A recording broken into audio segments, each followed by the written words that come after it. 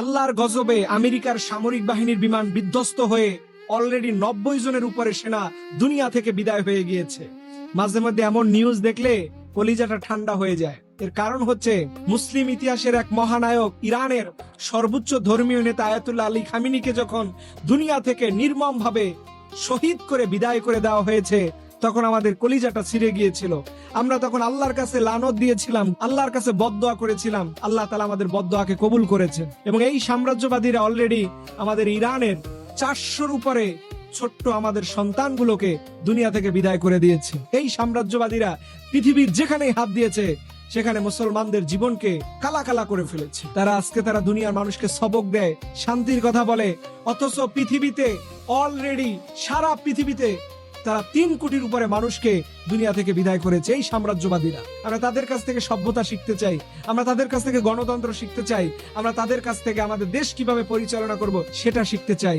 দুর্ভাগ্য, মুসলমানদের কাছে আল্লাহর কোরআন থাকার পরে, নবীজির হাদিস থাকার পরেও যেই উম্মাহ অন্ধ উম্মাহ হয়ে নবীজির হাদিস এবং কোরআনকে বাদ দিয়ে তারা সাম্রাজ্যবাদীদের কনস্টিটিউশন, তাদের সংবিধান, তাদের রূপরেখা প্রণয়নকে নিজের দেশ এবং নিজের জীবনে বাস্তবায়ন করে, এরা হচ্ছে কপাল পোড়া মুসলমান। আল্লাহ পাক আপনাকে যে শক্তি এবং সামর্থ্য দিয়েছে, গোটা পৃথিবীকে আপনি শিক্ষা দিতে পারেন।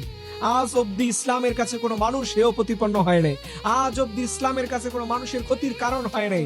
আপনি পৃথিবীর একটা সিঙ্গেল ঘটনা আমার সামনে বলতে পারবেন না, কিন্তু অহরহ সভ্যতার দাবিদারদের কাছে গোটা পৃথিবীর মানব সভ্যতা বছরকে বছর তারা নির্মমতার শিকার হয়েছে। আপনি বিশ্বাস রাখুন এবং আল্লাহর উপরে ভরসা করে বলছি, এই সংগ্রামে মুসলমানরা বিজয় লাভ করবে। এবং ওরা মনে করেছে সবসময় রমজান মাসে শুরু করব, রমজানে মুসলমানরা মনে হয় দুর্বল থাকে না। মুসলমানদের অভ্যুত্থানই হয়েছে বদরের ময়দানে, সেটাও ছিল রমজান মাস। আবার আল্লাহ তাআলা মুসলমানদের আরেকটা বিজয় দান করেছিলেন ফখতে মক্কা, এটাও হয়েছিল রমজান মাসে। সো মুসলমানদেরকে রমজানের ভয় দেখায় না। এই রমজান মুসলমানদেরকে নিয়ে এসেছে শাহাদাতের অমীয় সুধা বুকে ধারণ করে আল্লাহর জমিনে কালিমার পতাকাকে পতপত করে উড়াবে, সেই তামান্না আমাদেরকে রমজান মাস শিখায়। সো আমাদের খাবারের ভয় দেখাও, আমাদেরকে দুর্বলতার ভয় দেখাও, এক আল্লাহ ছাড়া মুসলিম জাহানের এই খিলাফতকে পৃথিবীর কেউ দমিয়ে রাখতে পারবে না।